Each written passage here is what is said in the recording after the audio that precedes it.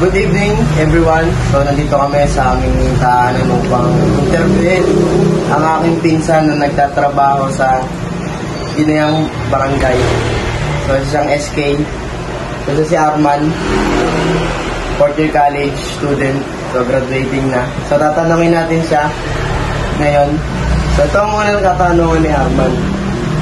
So why it is important for organizations to prioritize mental health in the workplace? Prioritizing mental health in the workplace is essential because it's direct impact productivity and employment retention and workplace culture. Kumbaga, sa mental health, doon pa lang makikita yung impact ng isang employee na kung productive ba siya, kung nagagawa ba niya yung dapat doon sa isang working place. Then, addressing mental health issue help reduce turnover and financial losses associated with them. Basically, dun sa mental health nila, magpo-focus din sila dun sa yung turnover ba, kumbaga mapapalit ba, malilipat ba, magaganyan, o yung sa financial nila, kasi isa rin yung sa mental health na iniisip nila, kung sapat ba yung financial na dun sa working place na yun. Then, additionally, organizations that prioritize mental health often comply with labor laws and attract top talent, strengthening the reputation.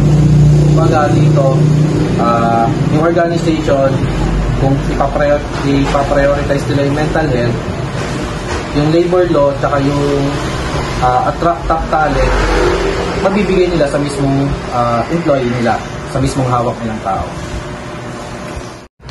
Pangalawang tanong, what are some effective strategies employers can implement to promote mental well-being among their employees? Employers can adopt various strategies to promote mental well-being in the workplace. Una sa lahat, meron tayong EAP na tinatawag, Employee Assistance Program, kung saan dito magpo-provide ng counseling yung isang workplace para sa mga employment nila, kung okay pa ba, yung mga tanungan nila, batuan sila ng tanong kasi nga counseling yun.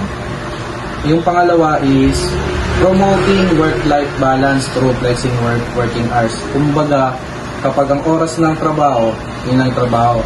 Kapag umuwi na sila ng bahay, hindi mo na dapat sila pagtatrabahuin kasi respect personal each other time. Tapos, pangatlo is training managers and employees to recognize and address mental health needs. Yun nga, kailangan din sa isang working place is natitrain mo hindi lang employee, pati yung supervisor para ma-supervise niya yung mga employees na hawak.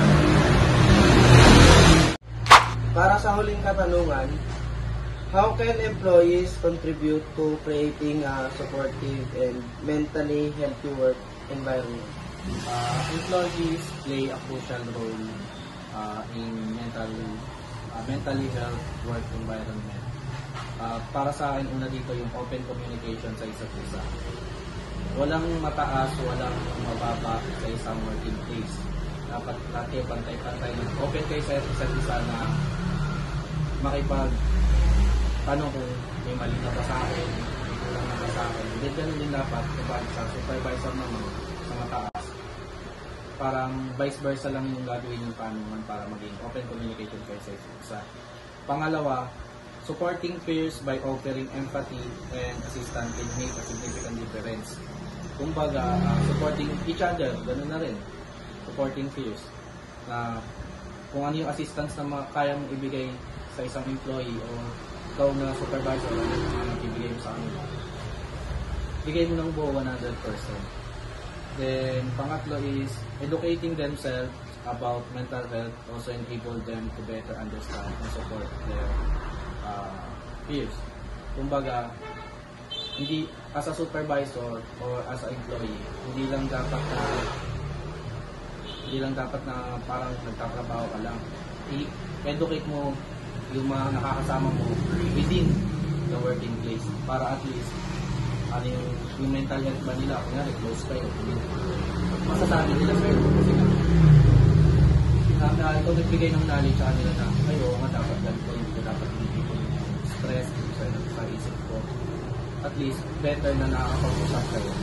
Ang pinaka-point lang dito is open communication is the key.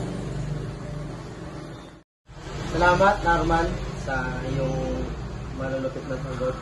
So, I hope na may mga naiintindihan kayo sa mga sagot niya patungkol sa workplace. So, see you there. Kita-kits. Ingat sa lahat.